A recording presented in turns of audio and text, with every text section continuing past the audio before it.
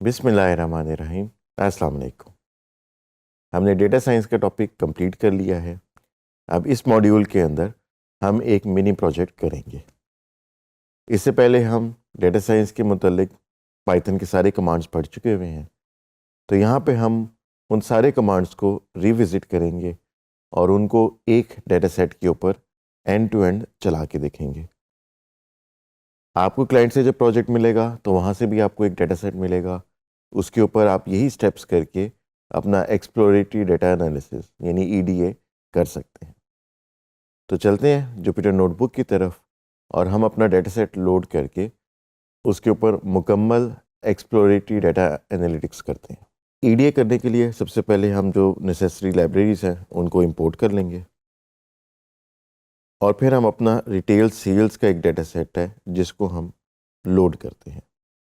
इसको लोड करने के बाद हम इसके स्टार्टिंग 10 रोज़ देख लेते हैं। तो यहाँ पे आप देख सकते हैं कि हमारे पास 6 कॉलम्स हैं जिनमें date, category, sales, quantity, profit और रीजन है।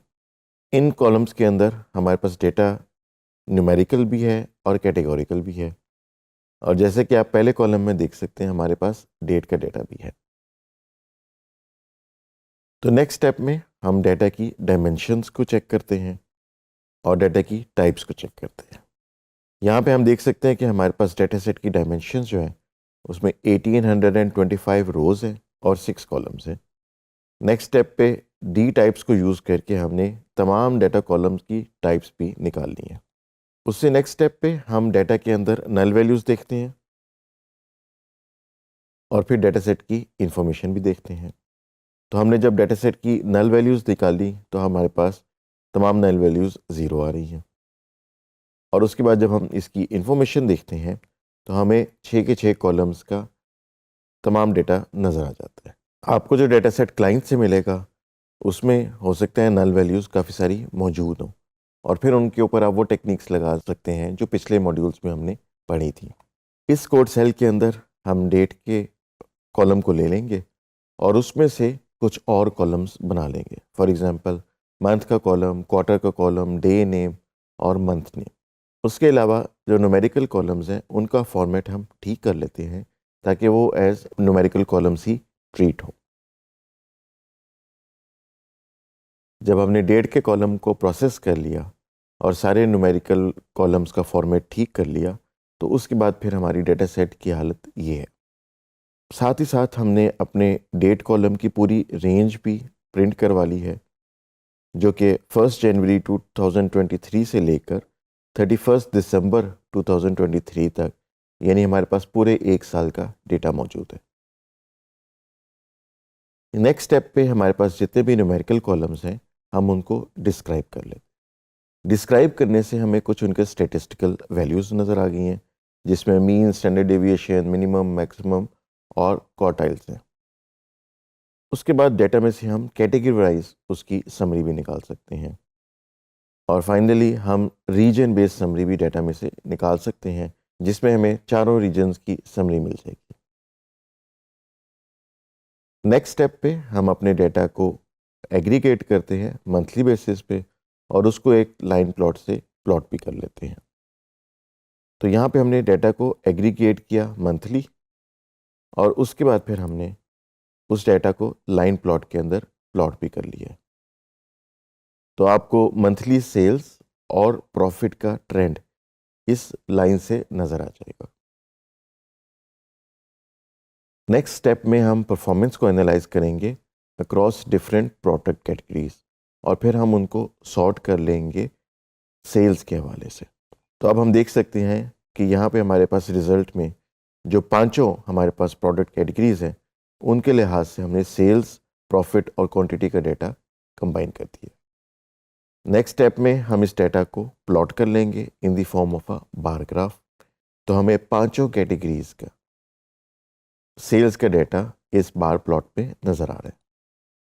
नेक्स्ट सेल के अंदर हम परफॉर्मेंस को एनालाइज करेंगे अक्रॉस डिफरेंट रीजन्स और उसके बाद फिर हम एक पाई चार्ट बनाएंगे जिससे हमें सेल्स बाय रीजन की डिस्ट्रीब्यूशन मालूम हो जाएगी। तो इस कोड के अंदर हमने चारों रीजन्स के डाटा कंबाइन कर लिया और फिर नेक्स्ट स्टेप में हम इसको as a pie plot show कर देते हैं।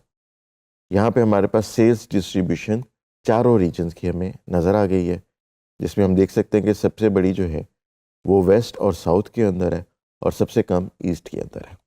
तो इस तरीके से मुख्तलिफ टाइप के ग्राफ्स बना के हम डाटा के अंदर इनसाइट्स जो हैं उनको डिस्प्ले कर सकते हैं।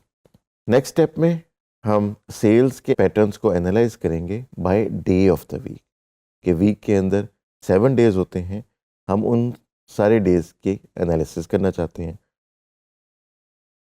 तो आप देख सकते हैं हमारे पास मंडे से लेकर संडे तक जो 7 दिन है उन सब का डाटा एग्रीगेट होके आ गया और साथ ही हमने उसको प्लॉट भी कर दिया in the form of a line plot. तो यहाँ पे आप देख सकते हैं कि 7 दिन का वैल्यूज़ यहाँ पे लिखी गई हैं और उनको हमने एक लीनियर लाइन से कंबाइन कर दिया है।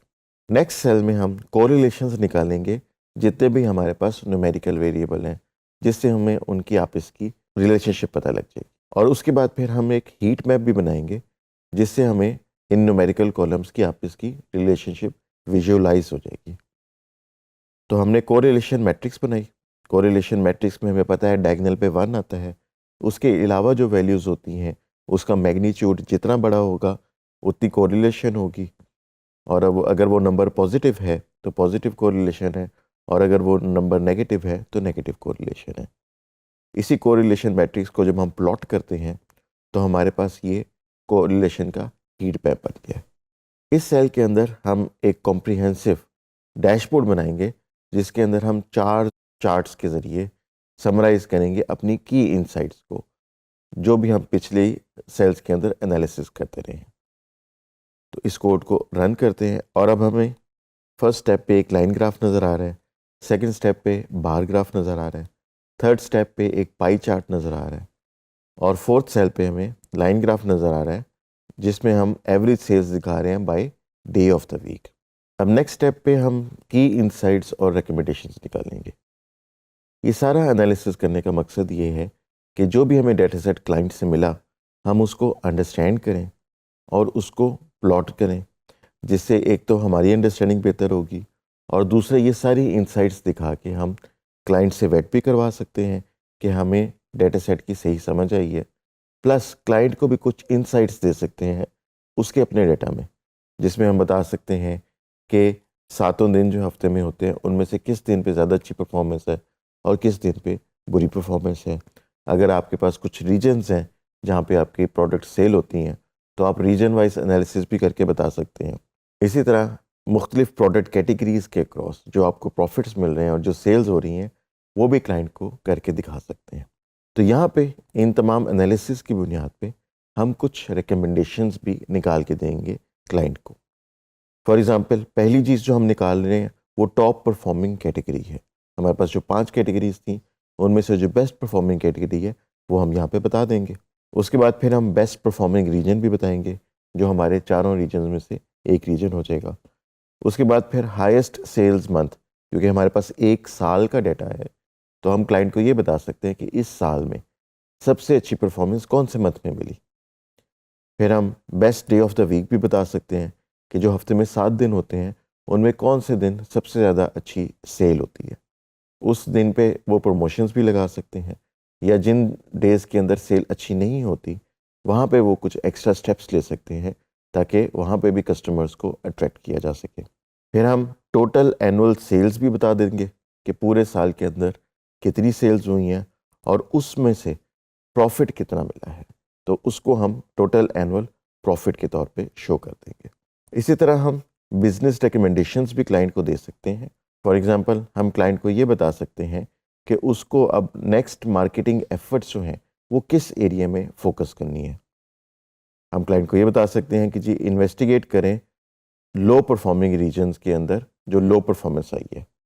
हम प्रमोशंस को प्लान करने का बता सकते हैं, inventory based on monthly trend बता सकते हैं और correlations between quantity and profit वो भी बता सकते हैं। फाइनली हम कुछ प्रॉफिटेबिलिटी एनालिसिस और कैटेगराइज करेंगे प्रॉफिट मार्जिन्स को भी। तो इस सेल को हम रन करते हैं तो हम जो जो की इनसाइट्स निकालना चाह रहे थे वो हमारे पास आ गई। जैसे टॉप परफॉर्मिंग कैटेगरी इलेक्ट्रॉनिक्स हो गई, बेस्ट परफॉर्मिंग रीजन वेस्ट हो गया, बेस्ट परफॉर्मिंग मंथ जुलाई हो गया, बेस्ट परफॉर्मिंग डे फ्राइडे हो गया, टोटल सेल्स और टोटल प्रॉफिट भी मिल गया। साथ ही हमने क्लाइंट को बताया कि आपको मार्केटिंग एफर्ट्स जो हैं वो इलेक्ट्रॉनिक्स की कैटेगरी पे करने की ज़रूरत है। इन बिजनेस रिकमेंडेशंस के बाद हमने टोटल प्रॉफिटेबिलिटी एनालिसिस भी कर दिया, जिसकी वैल्यू 24.71% आई है पूरे साल के ऊपर। और हमने प्रॉफिट मार्जिन्स बाय कैटेगरीज भी बता दी हैं, जिसमें हमारा सबसे ज़्यादा प्रॉफिट जो है वो हमें स्पोर्ट्स इक्विपमेंट पे हुआ है और सबसे कम प्रॉफिट जो है वो इलेक्ट्रॉनिक्स की इक्विपमेंट पे हुआ है।